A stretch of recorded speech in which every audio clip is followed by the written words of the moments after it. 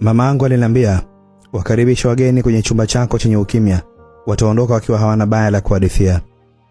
Eti ni bora ubaki kimya ili wakuwazie kuwa hujui, kuliko ufungue mdomo alafu ndo huo umewajibu kuwa kumbe hujui kweli.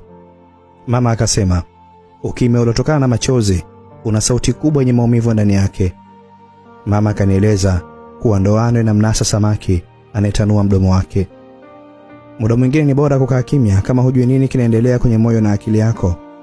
Mama akaongeza, kama sauti yako haizingatiwi, acha ukimya kuongelee. Mama akasema, maamuzi mengi ya ovyo duniani yanatokana na mwenye hasira aliyeshindwa kunyamaza. Nyie mlowahi kusaidiwa na ukimya, hebu tuambieni ukweli wake. Kila hatua yako imebeba maadui.